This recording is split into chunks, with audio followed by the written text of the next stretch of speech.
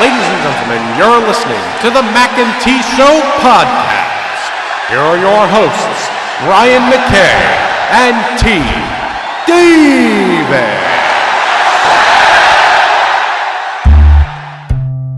This is the Mackay T Show. This is the Mackay T Show. We talk movies and TV shows, sports and world news, coasting like on a world cruise. Hosted by Brian Mackay and T Davis. Yeah, you can't tame us. We go on to the top, we're becoming famous. What time is it? It's time for the Mackay T Show. What time is it? I said it's time for the Mackay T Show. Welcome back to the Mackay T Show podcast. Before we get started, I just want to send my condolences out to my extended family. Over the weekend, my Uncle Bill, my grandmother's brother, passed away after I want to say lengthy, because literally he only found out that he had cancer 2 months ago. It was kind of a freak situation. He was very active man. 76 years old, I believe. Very active. Found out after just kind of injuring himself he fell down, injured himself, and they found out that they thought he'd maybe broken his ribs. Come to find out he had, tumors just about everywhere you can have a tumor. It's just a real sad situation. But we know that he's in a better place and he's no longer hurting this morning. But, well, praise the Lord, everybody, because he got his 3-10, which we promised.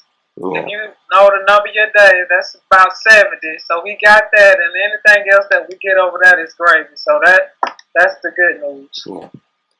So because we had this mama and the little boy died in the car because they didn't realize the tailpipe was blocked by the snow, and the fumes came in the car and they killed them.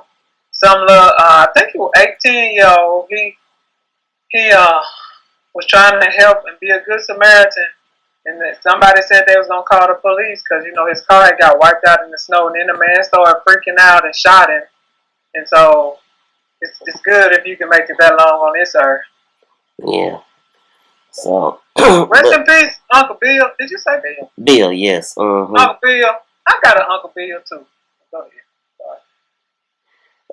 NFL playoffs, AFC Championship game. Saw the Denver Broncos go up against the New England Patriots. This game was pretty much dominated by the Broncos' defensive line, which consisted of DeMarcus Ware, Von Miller, and Malik Jackson. They were basically in Tom Brady's face all afternoon long, making Superman Tom Brady look pretty mortal. Peyton Manning continues to improve week by week, and judging by a couple of his bootleg passes and a couple of quarterback runs, his foot it has to be feeling a lot better than it was earlier this season. Let's see, Tom Brady. Like I said, he just didn't look good. Denver defense was all over him. Up until right at the last possession of the game, he finally broke free and got a touchdown pass to Rob Gronkowski, which brought the score to 20-18 with 12 seconds left. And after a failed 2-point conversion and a failed onside kick later, we have the Denver Broncos securing the victory, which gives Peyton another trip to the Super Bowl and improves his all-time record against Tom Brady to 6-11, but 3-2 against Brady in the playoffs. Well, first of all, I don't know why we have these records against other people. Yeah, we said that last week. What is that? I don't know. I just they talk about it, so I write it down. The only time that needs to be a part of the equation is you meeting each other in the Super Bowl a bunch of times. Right. And you ain't beat that other person in the big game championship or something. Go sit down somewhere in NFL. All right. The NFC Championship game was the matinee on the evening. Was that a game? I'm sorry, go ahead. Allegedly. Saw the number 1 Carolina Panthers against number 2 Arizona Cardinals. Carolina jumps out to a 17-0 lead in the first quarter after a field goal by Graham Gano, a 22-yard run by Ted Ginn Jr., and an 86-yard bomb from Cam Newton to Philly Brown. Arizona finally gets on the board with 5 minutes and 44 seconds left in the second quarter after running back David Johnson barreled his way into the end zone from a couple yards out. And then the game, it was already getting ugly. It turned real ugly after a muff punt by Patrick Peterson, which gave Cam Newton and them the ball back, and they drove down and scored again, making it 24-7, and things never really improved after that. No. Hold on. Go back. Because after that muff punt, they got the ball back. Cam overthrew the receiver. Right. And Peterson got the interception and took it down to the 20. But then Boo Boo the Fool said, well, no, let's get him the ball back. So I'm going to throw it in the double covers in the end zone and get it picked back off so that we don't even get to – because it should have been 17-10 at the end of the half. I mean, unless, they had scored with that 1 minute or whatever left. Right. But Boo Boo threw the football. I mean, I don't even know why I had picked Arizona. I thought the quarterback was better than this, but I see why he is who he is, and it's just got one playoff win. Because that means I don't care about your thumb, finger, pinky, whatever was hurt.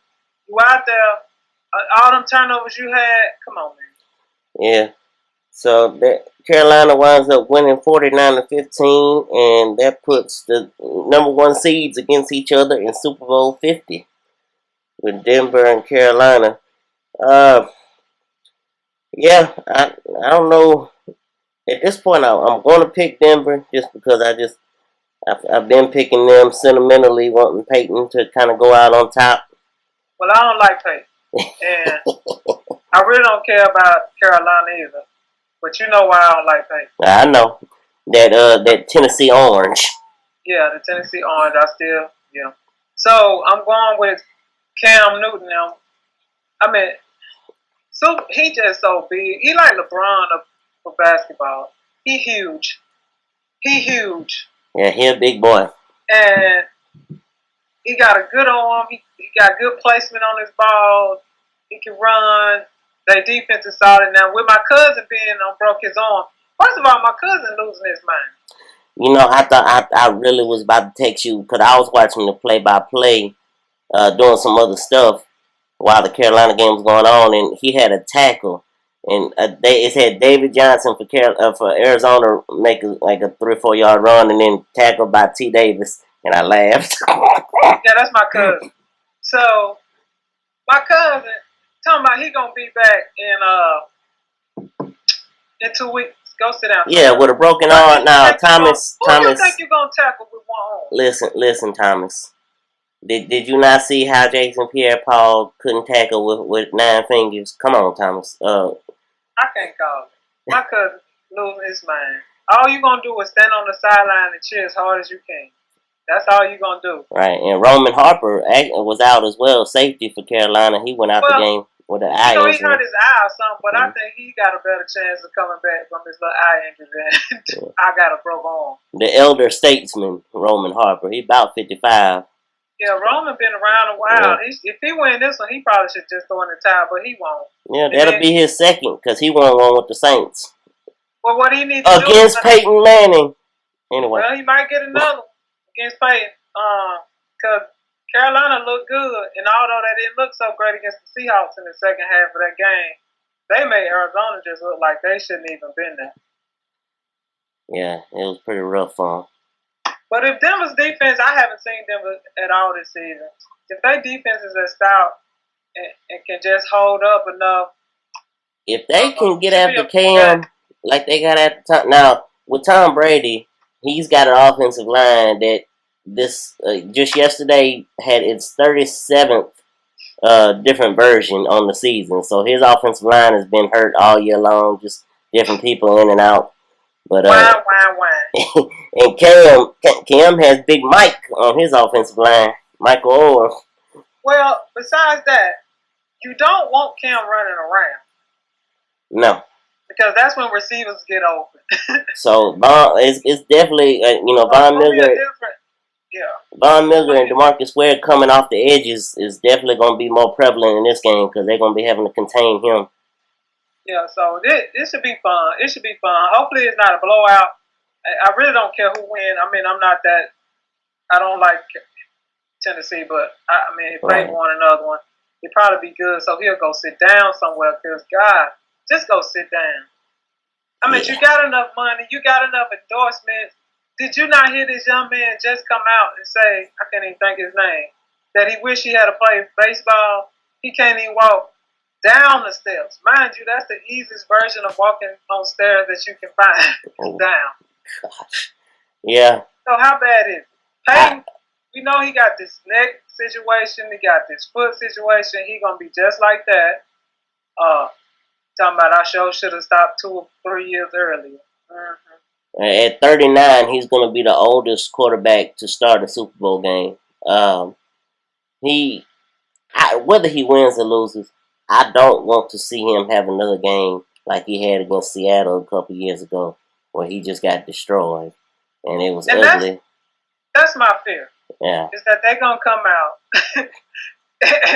and Carolina hungry, and they just gonna overwhelm them, and then because Payne ain't agile by no means of a stretch, whether he was young or old. It's gonna be bad. Yeah. It could be bad.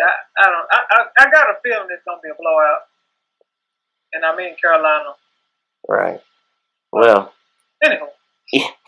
Moving on to the NBA, David Blatt, former head coach of the Cleveland Cavaliers, after being fired last Thursday and replaced by Assistant Coach Tyronn Lue, and not just in the interim basis, replaced all the way with a 3-year contract extension. And with him being just outright replaced like that, I mean, they were leading the Eastern Conference. Yeah, you hear things that are going on with him, and, obviously LeBron isn't listening to him at all. I mean, that's clear with the stories that you hear. I find it very telling that as soon as all this went down, immediately another breaking news bulletin comes out and says that LeBron James had no input on the decision-making. Bull. Okay, this is the thing. Don't lie to us like we boo-boo. Right, don't play me like I'm stupid. Now, he may not have went in the office and said, I want him fired. But when you ignoring the coach and you the star of the team, and I read stuff like, oh, he's more interested in having conversations with Tyronn Lue at the timeouts than he is with the head coach. Don't act like you didn't get him fired. Because first of all, that's disrespectful. If you think you know so much about basketball, why aren't you the head coach player? Because they have had that where coaches have played, been also players. Right. So they always talk about how much you are a genius. Well, why don't you just tell them, I want to be the head coach, and I'll be a head coach and a player. This man, Cleveland ain't gonna have no success. No. But go around, come around, and y'all doing this little dirty stuff to this man. He been successful. Y'all won the Eastern Conference without Kevin Love, without Irving. He didn't do that bad of a job because otherwise, I mean, yeah, you had LeBron, but he had to do something. He had to call a timeout here, there, something. Yeah. Come on. I meant to send you a picture. There was a picture on Twitter. Lord, not you know they always come with them memes. They got the one. You remember? I know you remember because the Lakers were involved when the Lakers played Philadelphia and Allen Iverson steps over Tyronn Lue. Yeah. Well, they got Tyronn Lue's face on Allen Iverson and David Blatt's face on Tyronn Lue laying on the ground. I was laughing so hard when I saw that. Yeah, I don't recall ever seeing any time in history where a team that was in first place, relieving their coach of his duties just like this in mid-season without some kind of cause. I mean, this is the first time for me. Some people act like, that he didn't have a good whatever in the locker room or something. I don't know. First of all, you should have thought twice about bringing this man from another country over here to coach. Well, I mean, Like, he's he from could've America, stayed- but he's just been coaching overseas all these years. Yeah. Right, he could have been over there just happy with his family and not made no big move across the water for you to bring him over here for 2 years. And Then no, throw him under the bus. no disrespect to overseas play, but I've told you many a times, anybody can go play overseas. I mean, But not on the men's level. Like, they have some good coaches, and they actually, like, the teams that I've watched the men play, they actually do a lot more drills and a lot funner drills than I've ever done in my time watching or playing over here. okay. And again, and that's why we know that most of their teams are fundamentally sound and everything. Mm-hmm. But over there, I don't know that they have the big egos that they have to deal with. Not as huge as some of these people, i.e. LeBron, Kobe's of the world. Right. So he must just never figured out how to manage that. But LeBron, you're so smart. We'll see what happens. Well, in his defense as well, I mean, when he got hired, he thought he was coming in to coach a team with Kyrie Irving and Andrew Wiggins as the stars. I mean, Right. LeBron hadn't come back yet. yeah, LeBron had not signed on for the return yet, and Kevin Love obviously wasn't there because, they had just drafted Andrew Wiggins and he hadn't got traded yet. So, yeah, I don't know. It'll be interesting to see what Tyronn Lue can do. So, yeah, I mean. But first of all, you talking about they out of shape. Well, Tyronn, if you thought they was out of shape, why ain't you mentioning that to the coach? You're the assistant. Is this your job to help him to be better? I mean, his quotes he's quoted as saying that he will not be different, but he will be better than David Blatt. Come on, man. Now, how is it they out of shape and you ain't mentioned coach? We probably need to get them in better shape. Right. When we playing, Warriors, they look out there puffing and puffing. You can't say that?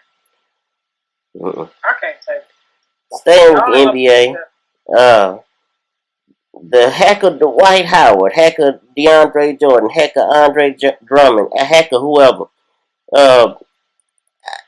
This mess is, it was bad when Shaq was playing. It's getting out of control, honestly.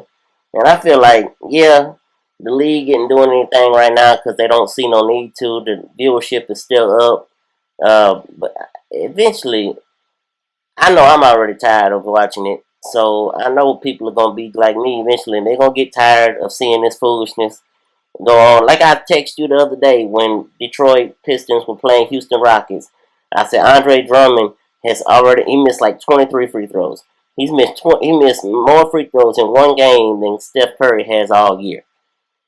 Well, it's incumbent upon the coach to take him out the game because you can throw Shaq in there if you want to. But the bottom line was when Shaq needed to hit his, he did. The Rockets literally put a player in who doesn't play at all. Put him in And this was fouling him. and fouled him 5 straight times. That man done fouled out in 9 seconds. Yes. Why they do that? Only in the NBA. He didn't even get to sweat. He didn't run down the court. No. He probably pretty much could went in the locker room and just change clothes. I don't But no, know. the league don't need to do anything. The coaches, I would do it too. Yeah, there's no rule that says you can't. So If a rule that say I can't do it, I'll do it because you should be embarrassed that you have not found a way to figure out how to hit at least 50% of your free throws. Because even if you hit 50% of those, which Shaq probably did, and he would even hit 2 in some clutch situations, right. you will stop fouling. Yeah. Because it won't be working. Yeah, I don't know. I don't know what they're gonna do with it, but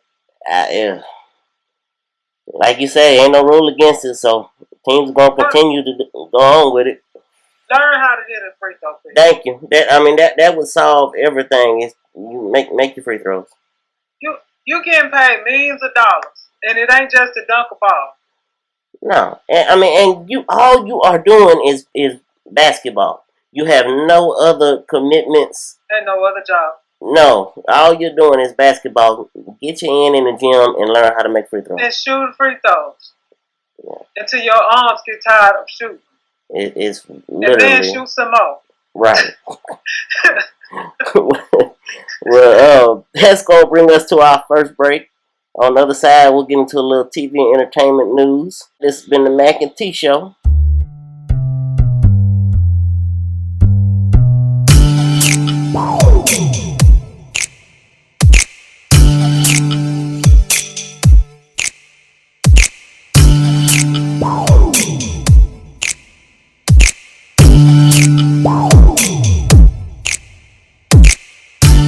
is it? What time is it? Welcome back to the Mackay T Show podcast. Royal Rumble, WWE's latest pay-per-view, was last night on the WWE Network. The Kickoff show started off the event with a fatal 4-way tag team Royal Rumble qualifier match. It saw the Dudley Boyz go up against a team of Mark Henry and Jack Swagger, the Ascension, and another team of Darren Young and Damien Sandow. The rules for this match were pretty simple. The winning team will gain entry into the Royal Rumble match later in the evening. In this match, we saw the return to TV for Damien Sandow, who has returned to his old gimmick of the intellectual savior of the masses. He got a nice reaction from the crowd, and it's nice to see him back on TV for WWE. He's been off TV for a while.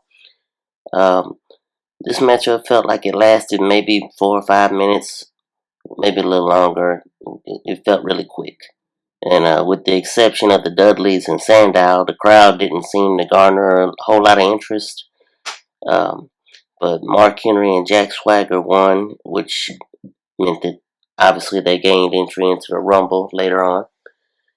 As for the actual Royal Rumble itself, the show itself, it kicked off with the Intercontinental Championship last man standing match against Dean Ambrose, the champion, versus Kevin Owens.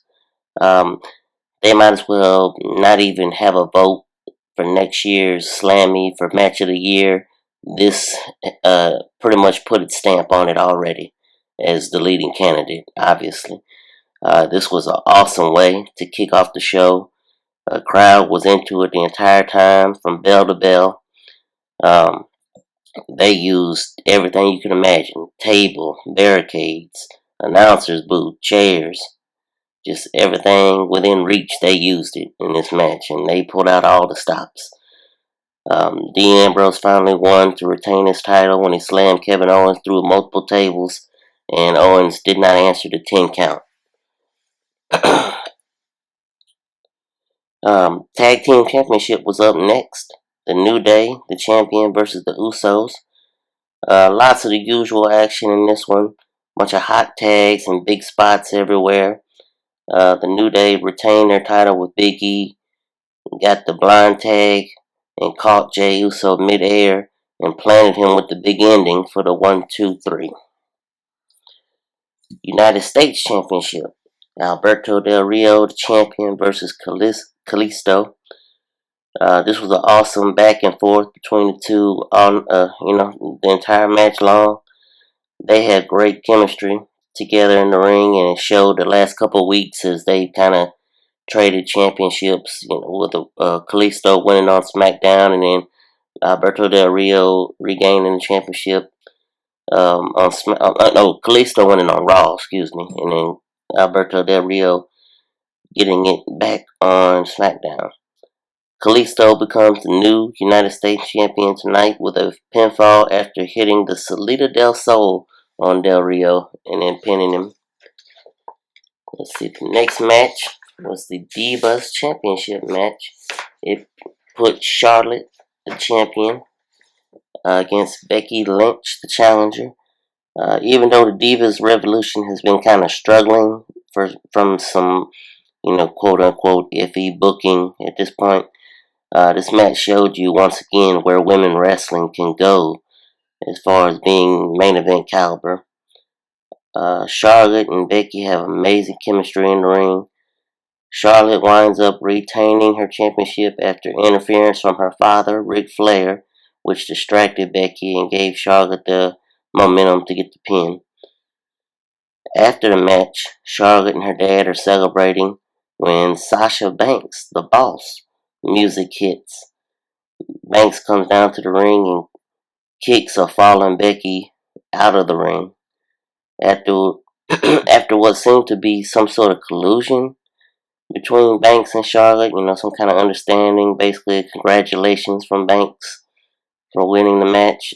Ric Flair is escorted out of the ring by Charlotte, and she gets attacked from behind as Sasha Banks hits her with the backstabber and then immediately applies the bank statement submission to the champion. Clearly, they're headed for a match, possibly at WrestleMania 32. I'm one that is hoping that it's a triple threat championship match with Charlotte, Becky Lynch, and Sasha Banks. I think that would be amazing. As for the Royal Rumble itself, I'm just going to go entrant by entrant and just give notes as I go along, kind of as to what happened. Number 1, Roman Reigns, who gained the great first entrant position after Vince McMahon and Stephanie McMahon drew his name from a rigged drawing wheel on Raw this past week. The second entrant is Rusev, who is right now a member of the League of Nations, and part of the faction that Vince has been kind of pitting against Roman over and over and over the last couple weeks. Number 3 entrant was a former TNA champion, AJ Styles, who is making his return debut for the WWE after pretty much making a name for himself everywhere else in Ring of Honor, TNA, and New Japan Pro Wrestling. The 4th entrant, Prince Pretty, Tiger Breeze, his first Royal Rumble appearance. The 5th entrant is Curtis Axel, member of the Social Outcast group. Still hold the distinction of never actually being eliminated from last year's Rumble after he was attacked from behind on his way into the Rumble by Eric Rowan of the Wyatt family. Number 6 entrant is Chris Jericho, who is a WWE legend and part-time wrestler. He's back for another one of his stints with the company, and it looks, as good as ever. Number 7 was Kane, who was clearly one of the most dominating superstars when it comes to the Royal Rumble match. He, for the longest time, held the record of most eliminations in one Rumble until Roman Reigns broke it a couple years ago. Number 8 entrant is Goldust. He's making his 11th Royal Rumble appearance for the Attitude Era veteran. The 9th entrant, Ryback, his 4th appearance in the Royal Rumble. And at this point, the ring is starting to kind of fill up. The 10th entrant is Kofi Kingston, who is a member of the New Day faction. He has the distinction of being, basically Mr. Royal Rumble. He never actually has won, but he is one that has done a bunch of big high spots. One year he was bouncing on one of the announcers' chairs all the way to the ring. He has leaped from the barricade. Anything to stay in the Royal Rumble match, he's done it. And this year he didn't disappoint. He was tossed out and immediately was caught by his New Day partner Big E, which carried him around the ring and even stopped for a minute for him to drink a Coke at ringside. It's always fun to see what he comes up with year after year. Number 11 entrant is Titus O'Neil, former Florida Gator football player back in the Tim Tebow days. Number 12 entrant, R-Truth. I know they're putting this little delusional gimmick on R-Truth right now. He comes into the ring. Well, before he even gets in the ring, he grabs a ladder from underneath, pushes it into the ring, gets inside, gets on top of the ladder, goes up to the top and looks, and there's no briefcase or championship or anything. Clearly he mistakenly thought he was in a ladder match, which, it's a funny moment, he's one of those guys that whatever they give him as far as creative, he just runs with it and makes it really good comedy, really good superstar. 13th entrant, Luke Harper, member of the Wyatt family. After Harper entered the ring, Mr. McMahon came out with the League of Nations which dragged Roman Reigns out of the ring from behind and beat this boy down. I mean, they did everything you could possibly do to him from outside the ring.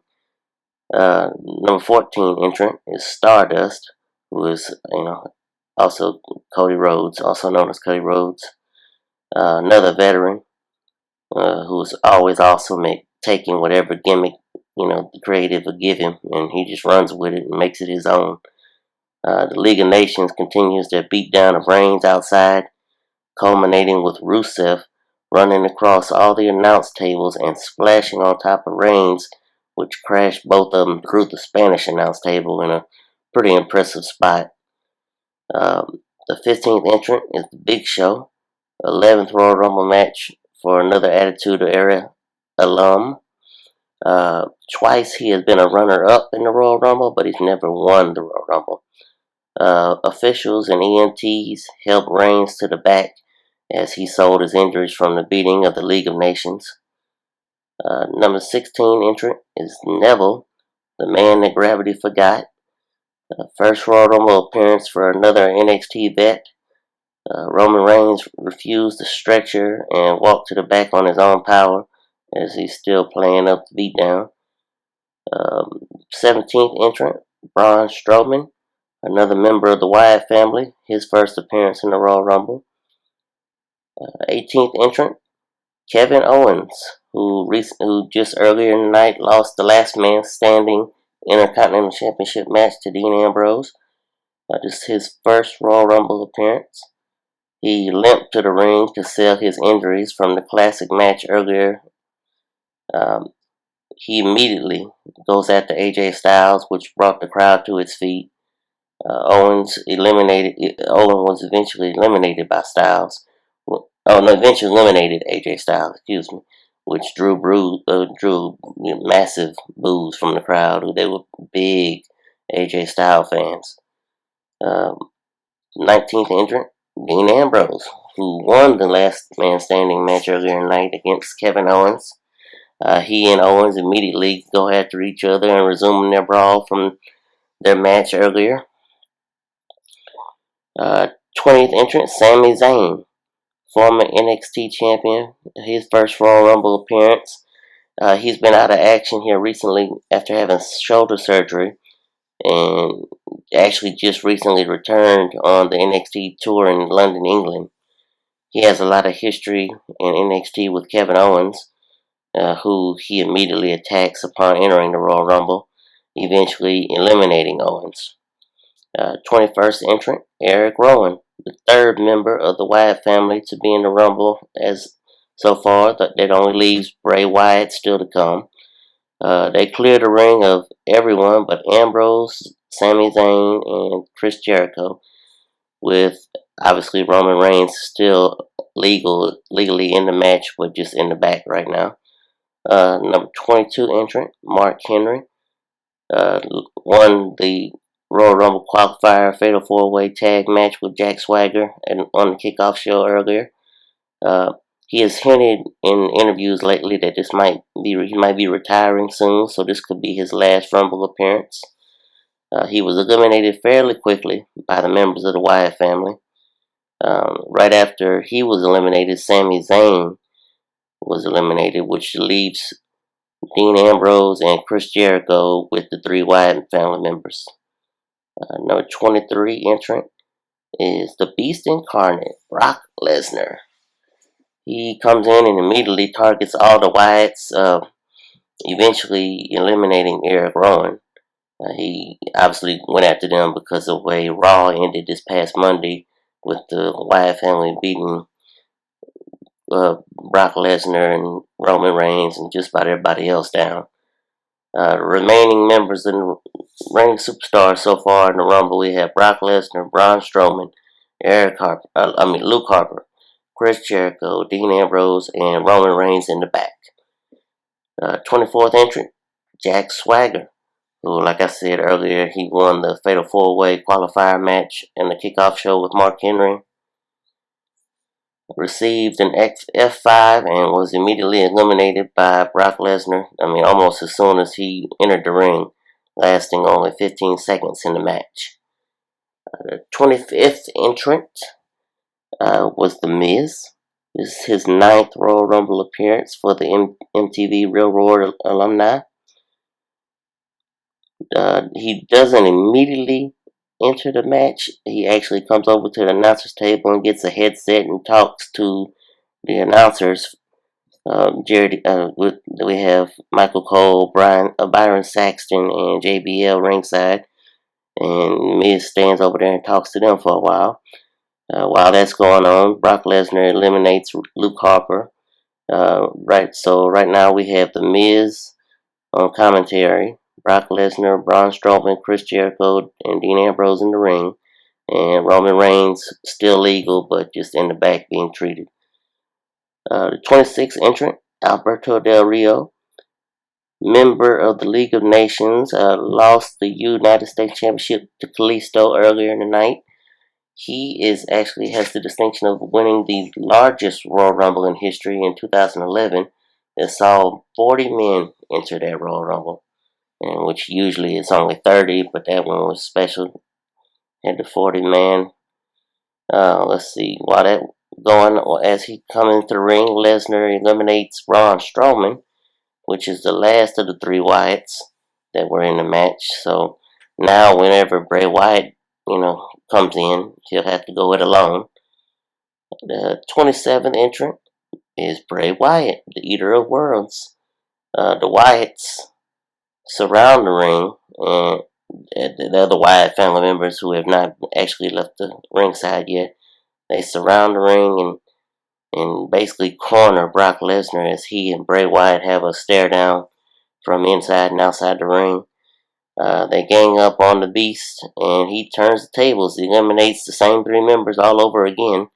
And then Bray Wyatt jumps into the ring, and him and Lesnar go at it. And after the Wyatt family members come back in the ring and basically beat him down, he gets a Sister Abigail from Bray Wyatt, and then the Wyatt family dumps Brock Lesnar over the top rope. So that leaves The Miz, who's still at the announce table. Brock Lesnar's gone, I'm sorry. The Miz, Chris Jericho, Dean Ambrose, Alberto Del Rio, Bray Wyatt, and Roman Reigns in the back is all the remaining wrestlers in the Royal Rumble. The 28th entrant is Dolph Ziggler. And at this point, when Ziggler gets in the ring, The Miz tries to sneak attack him from, being outside by the announce table. It didn't work. There was a lot of back and forth between them. A lot of good action. The 29th entrant is Sheamus. He's making his 4th Royal Rumble appearance. Member of the League of Nations, former world champion, former WWE world champion. He is Superman punched by returning Roman Reigns on the entrance ramp.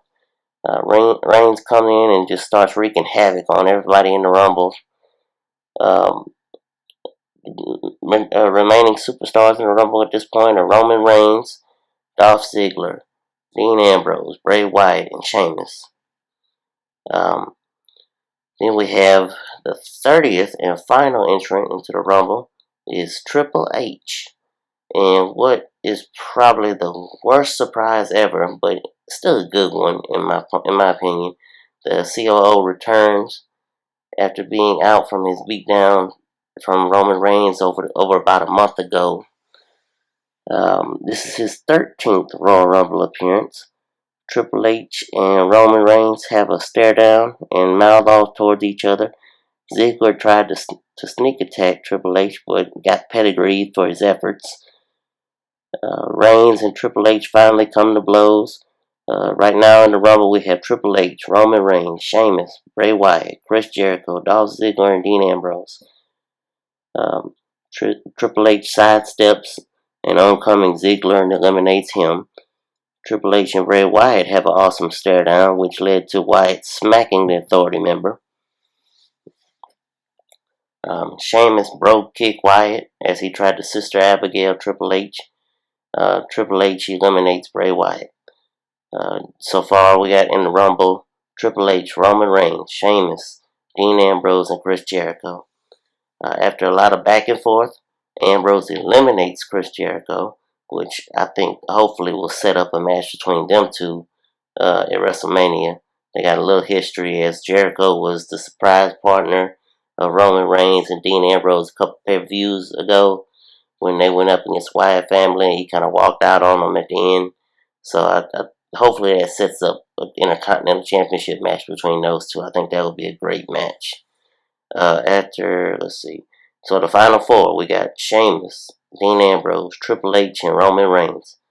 A brogue kick from Sheamus to Ambrose and a Superman punch from Reigns eliminates Sheamus. So we got Reigns, Ambrose, and Triple H. Triple H sneaks up on Reigns after he eliminates Sheamus and dumps Reigns over the top rope, eliminating the now former champion. And as he's doing that, he celebrates with the suck it crotch chop, which he and his Generation X mates made famous back in the Attitude Era. Triple H and Dean Ambrose are our final two tonight. The two superstars immediately come to blows, bouncing off the ropes. Ambrose clotheslines Triple H with the lunatic lariat and unsuccessfully tries to eliminate him. And after what was kind of an anticlimactic just flip over the ropes, Triple H becomes the winner of the Royal Rumble and subsequently becomes the 14-time WWE champion. Miss McMahon and Stephanie come out to celebrate with Triple H, and that's how the show ends. So I don't know where they're going to go from here. Be interested to see. Got Fastlane coming up before WrestleMania. Hey, Royal Rumble is always my favorite. I mean, pay-per-view when it comes to WWE has always been that way because it is the one that's closest to my birthday, or sometimes it even lands on my birthday, which was this past Saturday. But I don't think it's actually been on my birthday since Royal Rumble 2000. But, there's always a chance that it will, and it's always right around it, regardless. So, WrestleMania is always the biggest, but Royal Rumble will always have a special place in my heart. So I hope you enjoyed the review. Give us some shout out on Twitter and Facebook. Let us know what you think. We'll do more as we go into this thing. I'm a big fan, like I've said before, so it'll be something that I'll enjoy to do. I'll enjoy doing for you guys. But yeah, give us a comment. Let us know. And we will be right back with a little TV and entertainment. This has been the Mac and T Show.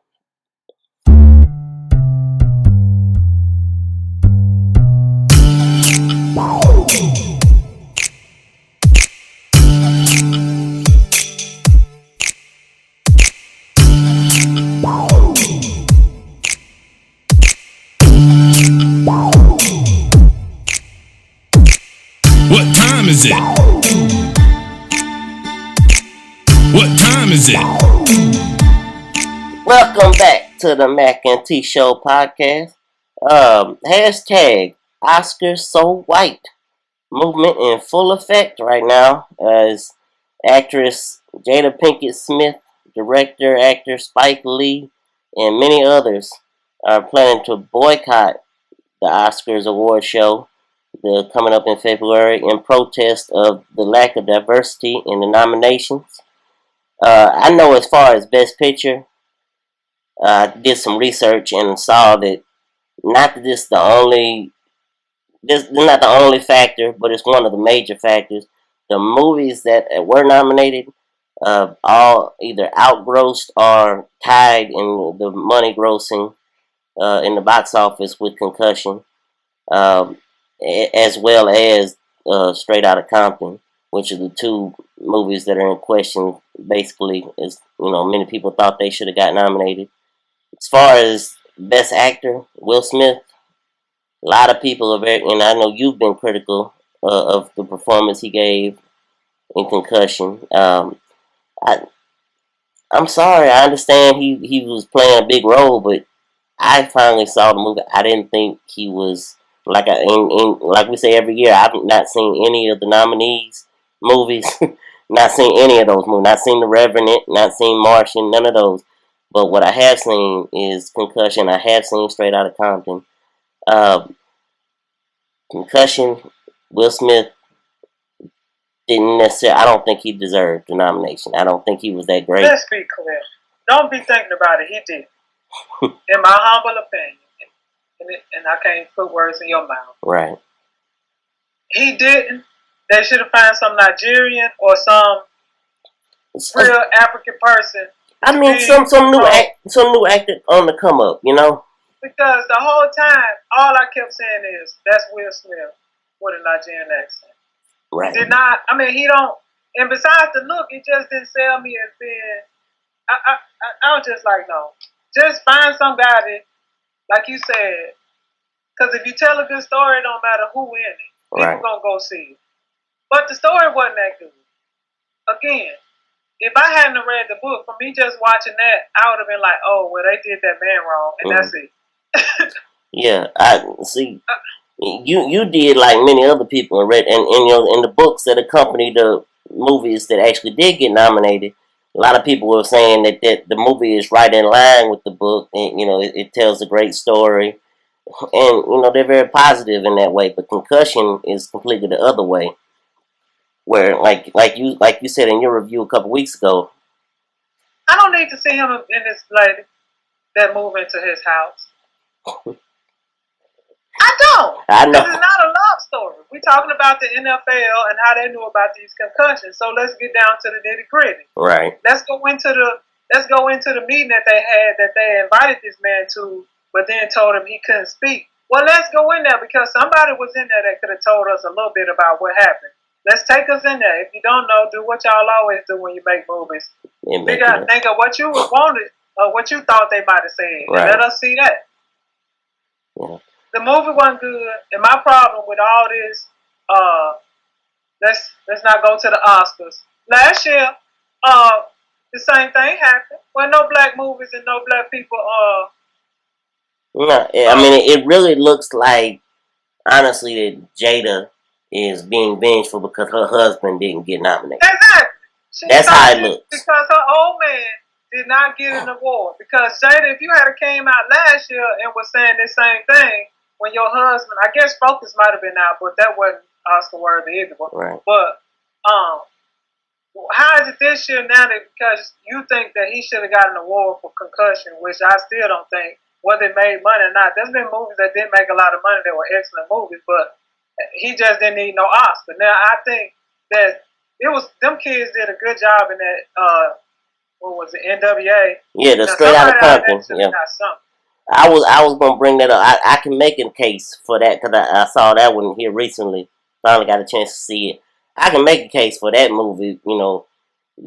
Getting a nomination for best picture because I really thought they did a very good job. That was an excellent story told of what happened with them because I didn't have any idea. I'm sure most of us, unless it was some people that's deep into the hip-hop rap game and was reading whatever, didn't know all that stuff was going on when they was doing their concerts.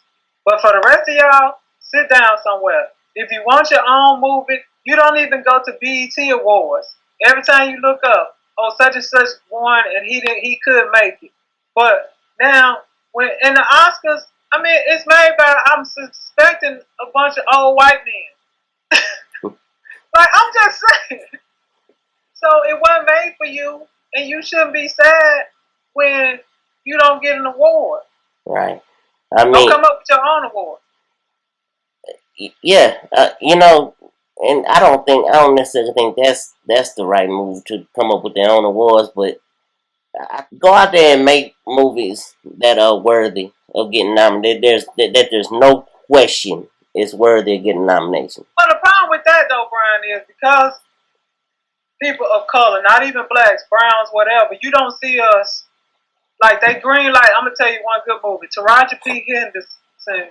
I don't know if you saw it. It was on the green or something. There was a From the Rough.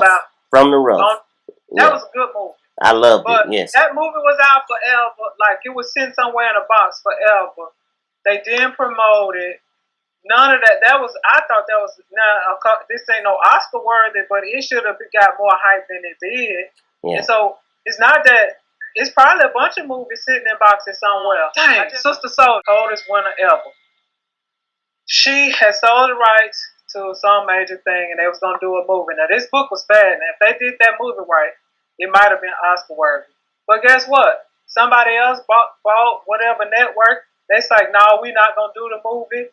She was savvy enough to have money. She would sell me my script back. And she bought her script back. So it's times when we just can't get our stuff out because Hollywood is pretty much white. And I mean, besides Tyler Perry, it ain't a lot of like black studios or something where you can just say, well, we just gonna do this. So, I mean, on some level, your hands are tied because you hear actors and stuff talking about it. Then when you get old, it ain't a lot of roles for black people. Or, I mean, you don't even really see a lot of Latino. I mean, you see Jennifer, what's that girl name? Lopez. Mm-hmm. The young lady, I think she's Latino from Fast and Furious. Mm-hmm. But you don't see her a lot. I mean, she seemed like a good actress to me in all the Fast and Furious roles she's been in. So, make your own. I'm telling you, Chris Rock gonna come out there. Yeah, he's already made motion that he's gonna, bring up the topic. Yeah, and it's gonna be, basically what you say. It's gonna be jokes. People are gonna laugh, and that's gonna be the end of it. Oh Lord. Move on with your life and worry about these people that can't read in Detroit, and these people out here with drinking lead water, and all these people incarcerated for a little possession of marijuana, and that's who we need to be worried about. Right. Not that you didn't get some little gold man to sit on your shelf to say how great thou art. I'm just saying. No, I hear you. Okay, so let's say you get you a little gold man. Does that change your life? No. When Halle Berry got hers, ain't nothing special happened to her. Mm-mm. Jamie Foxx ain't had no great movies since Ray. Well, the movie that she got it for, I didn't even think was good, Monsters Ball. Right. I didn't even think that was a good movie, or whatever. I didn't like, I thought the movie that Denzel did was okay, but I didn't think his acting chops was no better than when he was in Glory or something. Yeah, I thought he had a lot of other movies that he was better actor in. Yes. Than, we got Monique ran the table, won like the Golden Globe, the Oscar, and everything. Then next thing we know, she can't even get a job.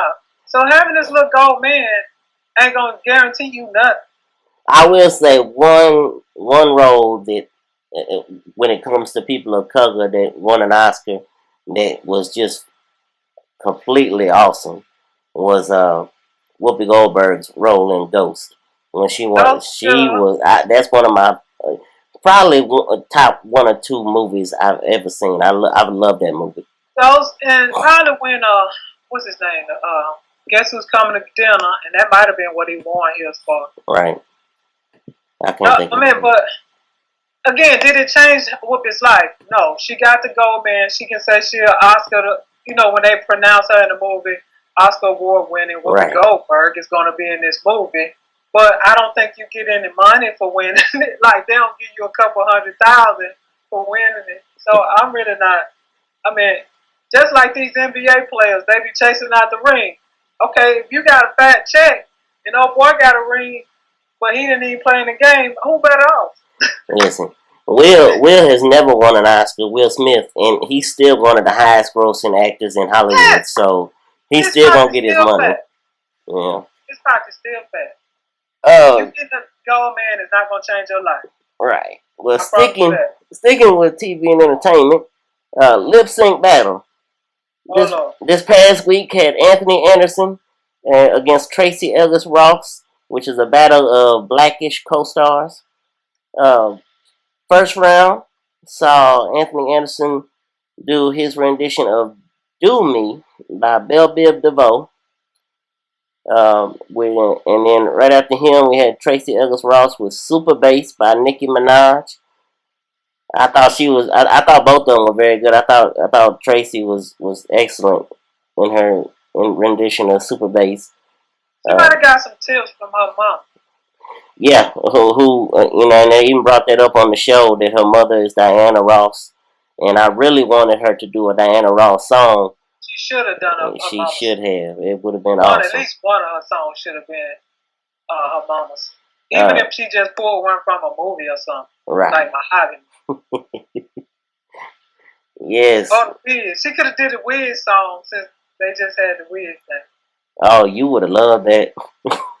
Yes. Do you know where you're going to? In the second round, Anthony Anderson kicked it off with I see you driving around town with the girl I love, and I'm like, forget you. I guess the change in my pocket wasn't enough. I'm like, forget you and forget her too. Said if I was richer, I'd still be with you. Ain't that some shh? And although there's pain in my chest, I still wish you the best. Did you make something bad that you was going to sing today? I told you eventually I was going to sing. And it was awful, but that's all right. Long as you feel it in your soul. But yeah, he did Forget You. He did the edited version of CeeLo Green song. And he came out with the CeeLo Green glasses. He was in a nice tailored suit. And he looks good. I hadn't know. I knew that he had lost a bunch of weight, Anthony Anderson, but he looks good. That's good. So, that's good. And then Tracy Ellis Ross ended the second round with "Love Is a Battlefield" by Pat Benatar, and I was very disappointed. Like I said, she did good. She was very good, but I wanted her to do a Diana Ross song. And I really thought she was going to. She should have came out with that big hair like her mama used to wear back in the day, and found her some Supremes.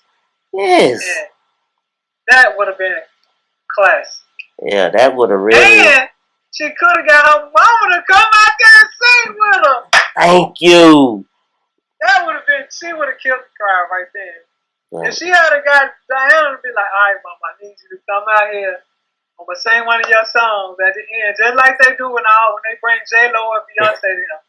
It would have been awesome. But okay, whatever. Yeah. So now we got the second week in a row where there was no guest star. Speaking of that, there was no guest appearances. I'm enjoying Lip Sync Battle. I still enjoy the show. It's like I told you earlier. It's the highest rated show on Spike TV. One of the highest rated shows on Thursday night, which is a big night for TV. I like it, and I'm hoping that if we keep talking about it, they'll put the Mac and T Show co-host on there one day. That's hilarious. And I already got my song picked out for when they call. Yeah, I don't know what I'm gonna have to say, but I'm gonna put on my little blue sparkly dress, and I'm gonna look just like Whitney in The Bodyguard, and I'm gonna put a wig on and everything. Oh no. And I don't know what channel is this come on? Spike TV. See, that's the thing. So a lot of people don't have Spike in some of these stations, so they don't even know to watch because they didn't know about is it Ballers that's on there? On HBO, Ballers. Oh no, that's HBO. Yeah. There's something else that was on Spike that was a decent show. And a lot of these shows, people just don't know. I mean, it's so much stuff that people watching. Yeah, because Spike getting on every cable outlet. I mean, I know they're on all the satellites like Dish and DirecTV, stuff like that, but yeah. And do we need another reality show? Really? Really? I'm just saying, do we really think? I think my favorite when it comes to, somewhat of a reality show is the fact that Real Husband of Hollywood with Kevin Hart and Dwayne Martin and all them on BT. I think that's my favorite because they actually make fun of the reality show ridiculousness. Right. So we know those are little skits which are funny, but they little skits. I don't even watch enough TV really to care because And my TV was on this weekend. Actually, this week it was on once, and that was when I was watching that debacle of a mess that Arizona called playing football yesterday. Yeah. Other than that, I ain't even watched no TV all last week. I really don't watch a lot of television. I catch on my Blacklist. By the way, if you're watching Blacklist, go on Netflix and catch up. Blacklist? Blacklist. Mm. NCIS Los Angeles, which most people probably don't even watch, but I just, for some reason, I like it. I don't know. That's about all I watch. Yeah. Like, faithfully. Somebody say, oh, go check this out, go check that out, and then I'll go check something out. But other than that, let somebody say, oh, Jessica Jones is good, then I'm like, oh, well, I like it. Brian. Right. You should watch Jessica Jones. And then that we have it, Jessica Jones thing. Word of mouth gets it going. Yeah. Yeah. I think that's going to be our show for this season finale episode. I know, like I said, it's season finale, but we'll be back for a review of the Super Bowl, the Golden Super Bowl, Super Bowl 50, in a couple weeks. And I want to say, people, it's been fun. It's always fun working back around in this crazy world that we live in. And we didn't talk about this, but I'm just about to bring it up real fast because we got a few minutes. We got Wonder Woman coming out with a show. Lord have mercy. I'm still sad that Wonder Woman, the movie, it looked like it's going to be good, but I'm just so stuck on Wonder Woman not being Amazon that I don't know what to do. And then the Batman vs. Superman movie looked like it's gonna be good. Yeah, I saw the previews for that yesterday. I'm intrigued by that because Superman is overstepping his bounds like he's some human. Superman, bruh, you from Krypton or wherever, you not from Earth. Batman is one of us. Stop tripping. Then we got we know where your loyalties lie. Yeah, I like bets. I like the bets. Then we got the Jesse Owens story. Interested to see how that comes out. Race. That's gonna be good. What's it called? Race. That's gonna be interesting to see how that what stuff that we didn't know that may come out about that whole situation. Yeah, there's a lot of good stuff coming up, man. Some good stuff coming down the pipe. We're not gonna be gone long. We'll be back in March. Okay, we'll be back in March, people, around March Madness. Yes, indeed. You know how I plan it. But yeah, that's gonna be our show for today. Thank you all for listening. And as always, I'm one of your co-hosts, Brian Mackay, and I am with T. It is great to be a Florida Gator, Davis. Hopefully by March, T has come up with another name. Don't be a hater, Brian J. Oh man. Hey, and this has been the Mackay T Show podcast. Thank you all for listening. This is the Mackay T Show. This is the Mackay T Show. We talk movies and TV shows, sports and world news, coasting like on a world cruise. Hosted by Brian Mackay and T Davis. Yeah. You can't tame us. We're going to the top, we're becoming famous. What time is it? It's time for the Mackay T Show. What time is it? I said it's time for the Mackay T Show.